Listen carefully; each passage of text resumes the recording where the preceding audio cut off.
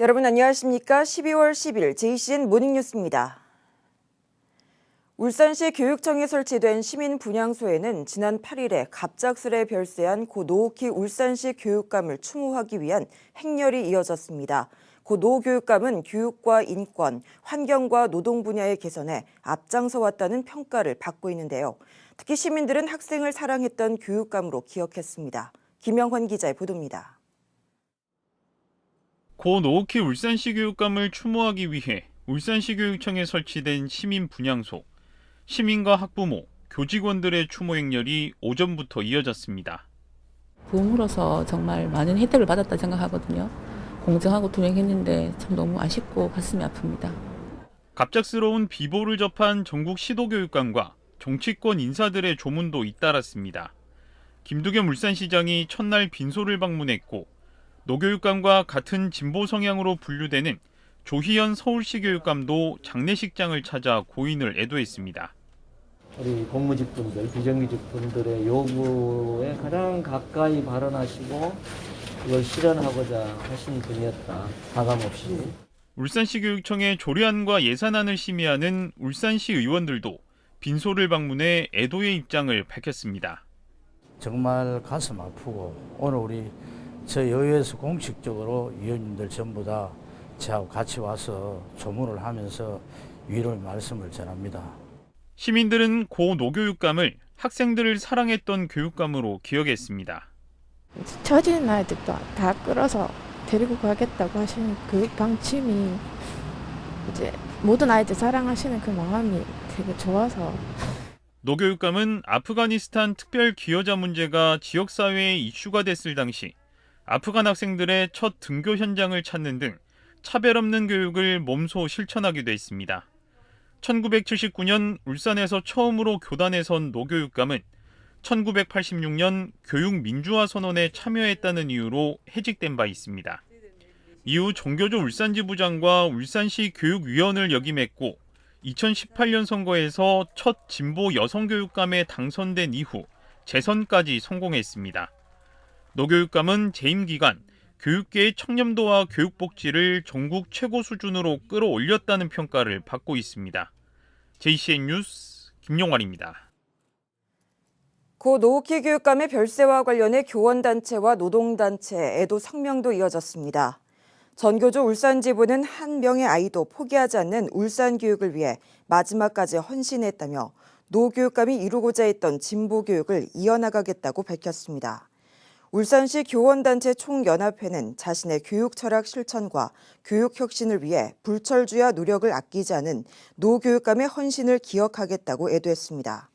민주노총 울산지역본부는 노동자를 곁을 지켰고 투쟁의 현장에서 함께 뛰었다며 아이들이 민주적인 시민으로 성장할 수 있도록 역할을 다하겠다고 강조했습니다.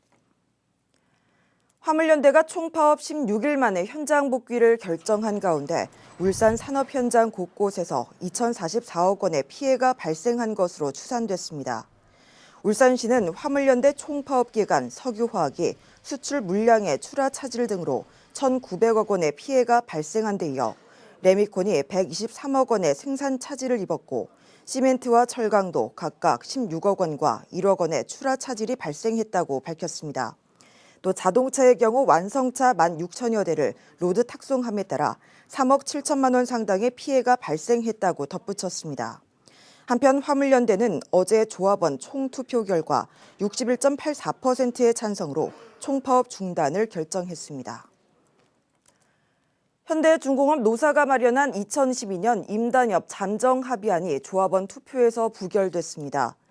현대중공업 노조는 지난 8일 전체 조합원 6,659명을 대상으로 찬반 투표한 결과 투표자 6,194명 중에 3,093명이 찬성해 반대표 15표 차로 근소하게 앞섰지만 찬성 비율이 49.94%로 과반을 넘지 못하면서 부결돼 협상을 재개할 것으로 알려졌습니다. 노사는 지난 5일 마라톤 교섭 끝에 기본급 8만 원 인상과 경력금 350만 원, 정년퇴직 생산기술직에 기간제 채용 인원을 늘리는 등의 잠정 합의했었습니다. 지난 8일 밤 울주군의 한 농장에서 60대 농장주 부부가 불법 사육하던 곰의 습격을 받아 숨졌습니다. 먹이를 주기 위해 사육장 문을 열었다가 사고를 당한 것으로 추정되는데요. 키우던 곰 3마리는 모두 사살됐습니다. 구현희 기자입니다. 울주군 범서읍의 한 농장으로 경찰차가 들어갑니다. 60대 농장주 부부가 키우던 곰의 습격을 받고 사망한 사고와 관련해 현장 감식이 이뤄졌습니다. 농장을 간 부모님과 연락이 되지 않는다는 딸의 신고가 접수된 건 그젯밤 9시 37분쯤. 출동한 경찰과 소방은 농장 안에서 사망한 채 쓰러져 있는 농장주 부부를 발견했습니다. 발견 당시 부부의 몸에는 곰의 습격을 받은 흔적 등 외상이 있었습니다. 경찰은 그제 오후 농장주인 60대 이모 씨가 먹이를 주기 위해 우리문을 열었다가 사고를 당한 것으로 보고 있습니다. 사료통이 2개가 있는데 안쪽에 사료통이 하나 있고 입구에 하나가 있고 이렇더라고요. 입구 쪽에 완전히 주도 못하고 입구 쪽에 바깥쪽에다가 반은 통 속에 들어갔고 반은 입구 쪽에 있고 이렇더라고요. 뒤이어 남편과 연락이 되지 않아 농장을 방문한 아내도 탈출한 곰의 습격을 받고 사망했습니다. 현장 CCTV가 있기 때문에 어느 곰이 어떻게 공격했는지는 알 수 없는데 몸에 나는 상처를 봐서는 곰한테 물어 뜯긴 걸 맞아요. 발견 당시 곰 1마리는 우리 안에, 곰 2마리는 탈출한 상태였는데 모두 사살됐습니다. 섰다. 해당 농장은 지난 2018년 7월부터 4년 넘게 멸종 위기종인 반달가슴곰 4마리를 불법 사육해왔습니다. 이 중 1마리는 지난 9월 병사했다고 농장 측이 진술하면서 경찰과 환경청은 사실관계를 확인하고 있습니다.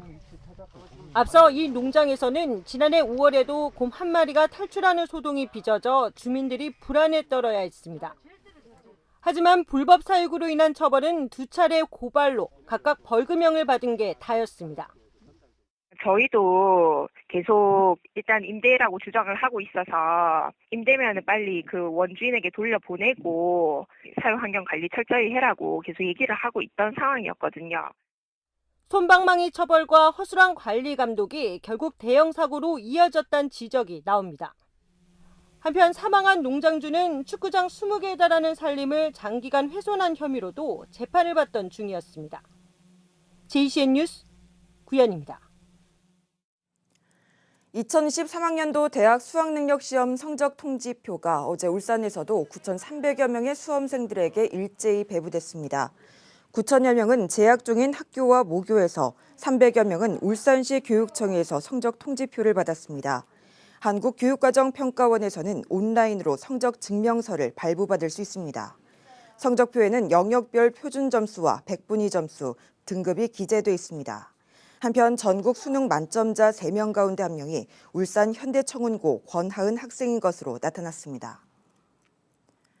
울산시가 울산을 국제적 전지산업 거점 도시로 도약하기 위한 전략을 발표했습니다.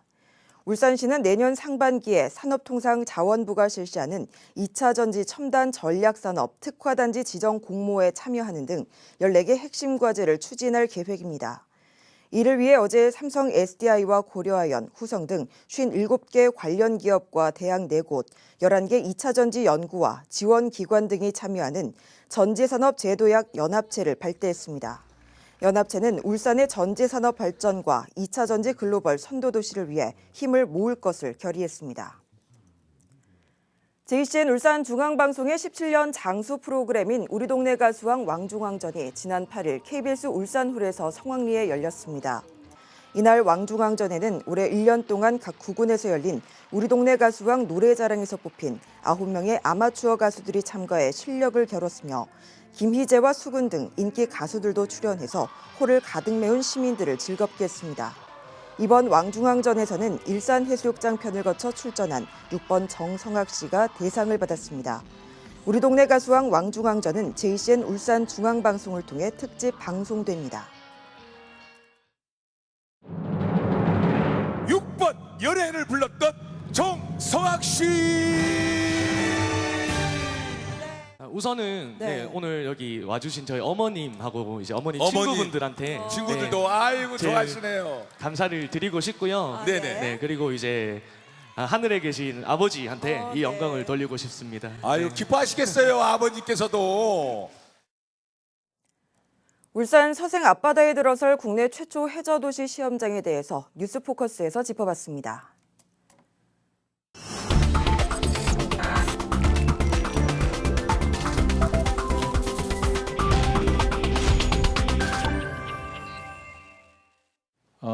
우리가 어렸을 때 봤던 해저 이말리라고는 공상과학 소설이 발표된 해가 1869년입니다. 이게 참 공상과학 소설인데 우리도 머지않아서 해저 도시를 갖게 될지도 몰라요. 울산 서생 앞바다에 들어설 국내 최초의 해저 도시 시험장 소식 김잠출 기자 알아보겠습니다. 김 기자. 네. 이게 큰 뉴스인데 말이죠. 이게 왜 울산에서 큰 뉴스로 다뤄지지 않았는지 좀 모르겠습니다. 결정된 팩트는 뭐 보도가 많이 됐죠. 자, 우리가 좀 얘기를 해보죠. 네. 그대로 상상이 현실이 되는 시대가 울산에서 열린다는 거 아니에요? 맞습니다. 영화나 소설에 나오던 바닷속에서의 도시생활, 예. 이른바 해저도시가 2026년쯤 울산에서 직접 확인할 수 있게 됐습니다. 예. 이 해저도시는 관광지가 될 수도 있고요. 예. 신재생 에너지를 저장하는 공간이 될 수도 있답니다. 그리고 과학자들의 연구 공간으로 활용할 수 있다는 분석이 있습니다. 예, 예. 세계 두 번째라고 하고요.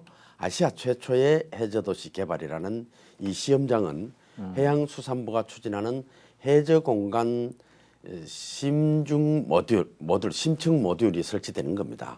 모듈을 이제 설치하는 건데요. 사실상 해저도시 건설을 스타트를 울산이 최초로 확보했다 하는 데 예. 상당한 의미가 있습니다. 예. 우리가 이제 제주도에 가면 네. 그 뭡니까 뭘 타고 밑에 내려가잖아요. 예, 물속으로. 그런 차원이 아니에요. 지금 그렇죠. 얘기하는 건. 거주를 한다는 거죠. 울산은. 예, 예.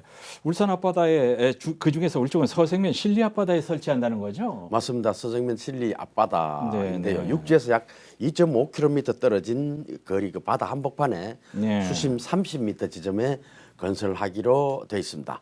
예. 1단계, 2단계, 3단계 이렇게 구분이 되는데 우선은 3명이 한 달 가량 머무를 수 있는 생활할 수 있는 시설이라고 보면 됩니다. 네, 네.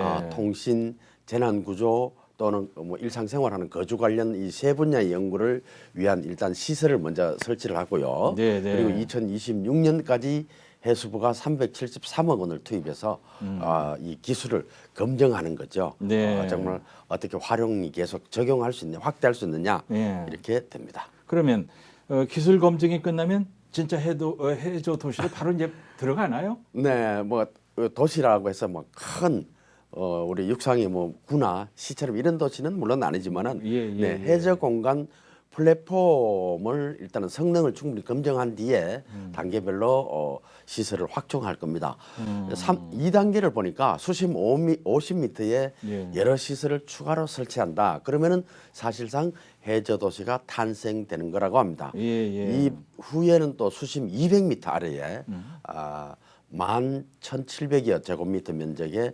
30명까지 예. 77일 동안 2달 이상을 머무를 수 있도록 확대된다는 거죠. 그렇군요. 그렇게 되면은 울산은 우리나라의 유일한 해저 과학 기지를 소유한 도시가 되고요. 예. 거의 뭐 우리 어린이들이 정말 상상을 잘하는 이 신세계가 펼쳐진다고도 볼 수 있습니다. 예, 예. 이 참 가슴 떨리는 그런 뉴스인데 네. 동해가스전도 그렇고요. 우리가 이게 되게 원하는 것도 아니었단 말이에요. 근데 갑자기 울산 앞바다가 선정된 뭐 특별한 이유가 있겠죠. 울산시의 그동안의 노력이 뭐 안 알려져서 그렇지 굉장히 치밀하게 준비를 잘 해왔던 것 같습니다. 그래요? 공을 들였고요. 저희들은 어릴 때 무령산 밑에서 차를 몰고 일본 후쿠오카까지 바닷속을 간다 이런 상상들을 많이 했거든요. 예. 비행기 타고 배 타고 갈 필요 있냐. 해저 터널을 뚫어서 운전해서 가고 싶다. 이런 것과 같이 일단 울산은 세계 최고의 조선 해양 플랜트 기술을 가진 조선 해양 도시 아닙니까? 예. 그리고 바다를 잘 활용하는 기술이 그만큼 올라와 있다는 거고요. 또 입지 조건이 가장 중요한데 서생 앞바다를 비롯해서 울산 앞바다는 다른 지역에 비해서 지반 침하가 거의 없다고 해요. 예. 조건이 잘 갖춰져 있고 수질 조건도 아주 우수하다고 합니다. 그리고 확장 가능한 해저 지형을 갖추고 있다. 그래서 울산 앞바다가 결정되고 선택된 겁니다. 그렇군요. 그렇군요.